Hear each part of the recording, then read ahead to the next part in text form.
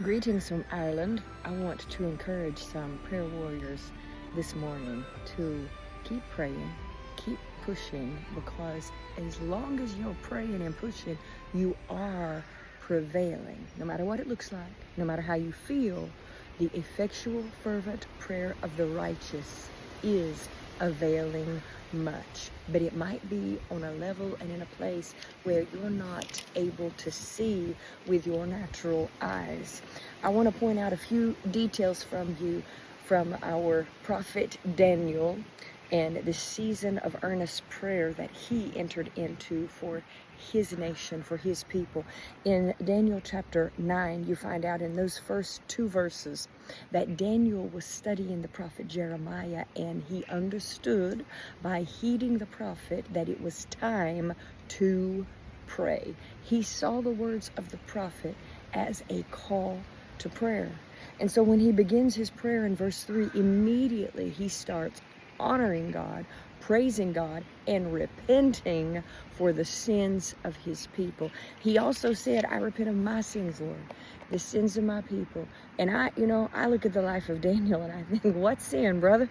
Where is your sin? Because I don't see it. But he was so humble. He humbled himself before the Lord that he didn't separate himself from the people. The holy prophet of God equaled himself to the people and bore the sins of his nation right along with his companions and his fellow nationals.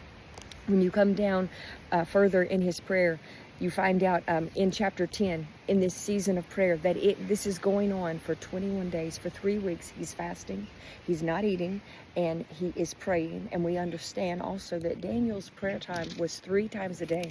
He would seek God earnestly for 3 times a day. And it endangered his life. His very life was in danger. And he wasn't shy about it. He went to the window, he faced Jerusalem, and he prayed earnestly. And some people didn't like it, but he kept pushing. But he didn't see anything. He didn't hear anything, and he is waiting on God faithfully. You come down a few more verses of Daniel chapter 10, and you see here where the angel has spoken to him, saying, Daniel, from the first day that you started praying, the first day that you set your heart to understand and humble yourself before God, your words were heard. I'm in verse 12 here.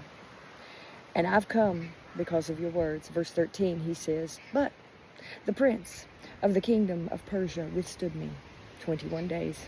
Behold, Michael, one of the chief princes, came to help me.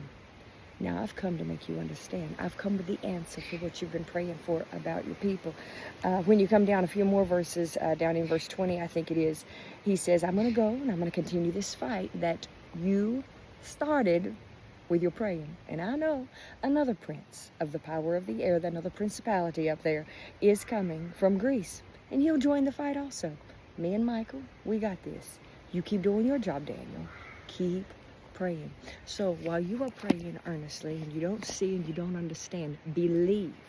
The effectual fervent prayer of the righteous is stirring up something in the heavenlies. You keep pushing, you keep waiting on God, and you are going to hear from heaven, and God is going to heal your land. I love you. God bless you today, wherever you are in this world. You're not alone. You've got the angels of the Lord, the heavenly host, with you.